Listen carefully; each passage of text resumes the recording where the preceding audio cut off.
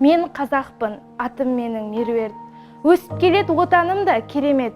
Талай ұлтты достастырған Қазақстан бір-біріне ренжітпей тату ет. Біздің тілді білу керек өзгелер.